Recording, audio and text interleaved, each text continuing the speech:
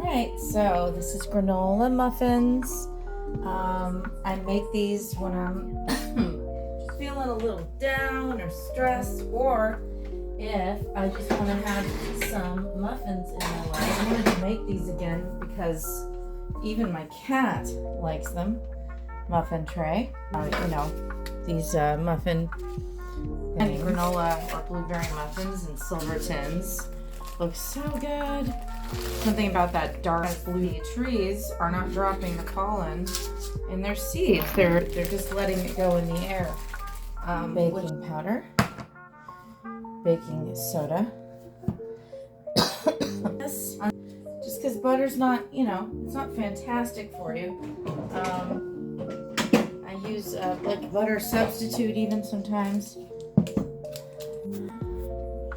This is the general setup. This is what it should sort of. Always put the flour in first.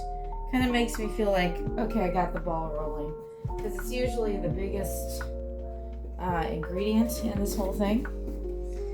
And when you preheat your oven, you want to do that too. Okay. Cup of flour. And then a half a cup of flour.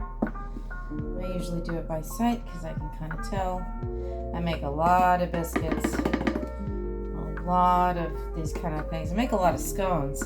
Scones I can do purely by sight, which is crazy. I would never have thought that I could do anything by sight purely, but man, I sure can.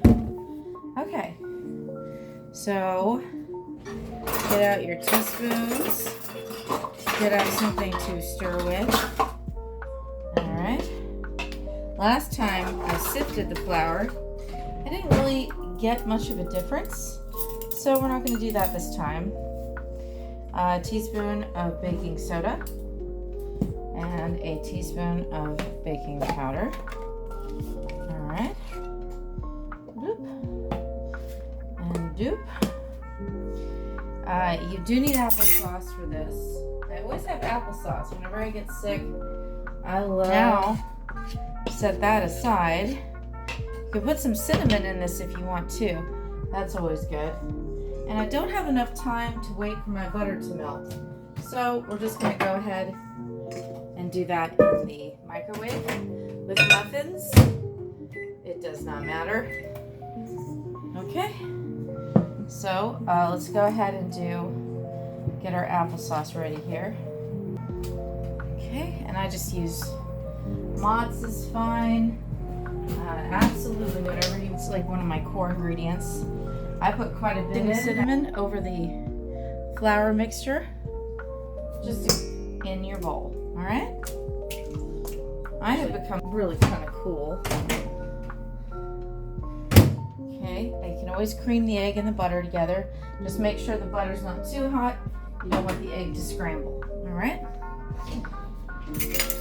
Oh, my kitty's come to help. Good boy. Let's just get that egg mixed up. Like that. Okay. And what else? What else?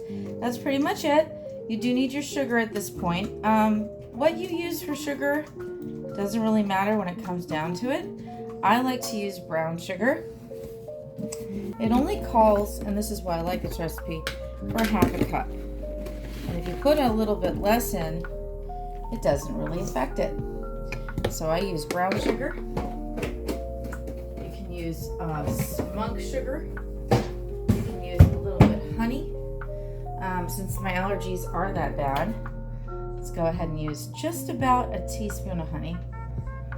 You can use a tablespoon if you want. Yeah, allergy season is rough, man. I'm always trying to find out just little things to do, organic things to do. And these, once they cool, you can just put them in the fridge. You don't have to individually wrap them. Put them in a big Ziploc baggie, and they are good to go. All right, so once this is creamed, and to cream, you really just want to get in there, okay, and just really mix it up. So just make sure that those ingredients start to kind of meld and pop together. And into that, I'm gonna put the applesauce. Now, here's the interesting, I'm gonna just go ahead and put the creamer in, and that will get the rest of that applesauce out of there. Okay, so we're good with that. Like I said, cup of applesauce. Everything is in here. All right, that's it for the whisk. I always love when I'm able to discard the whisk. I know I'm close, you know.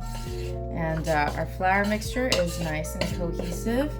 Make a little groove in there to pour your wet ingredients in.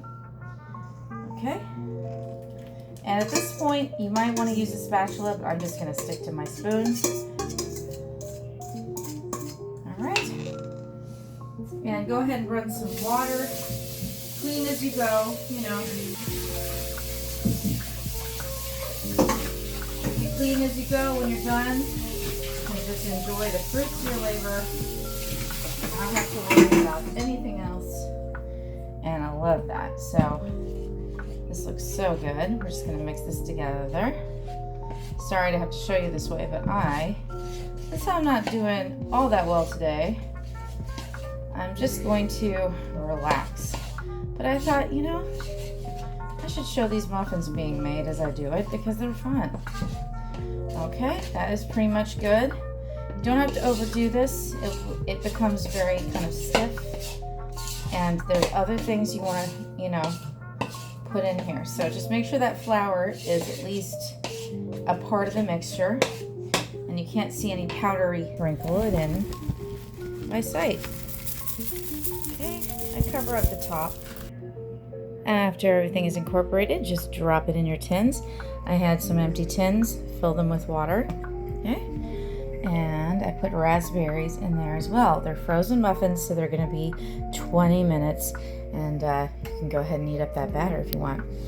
But yeah, here's the recipe. I will link it, and I hope I got enough of this on film. My camera did stop working. However, this is very simple to do.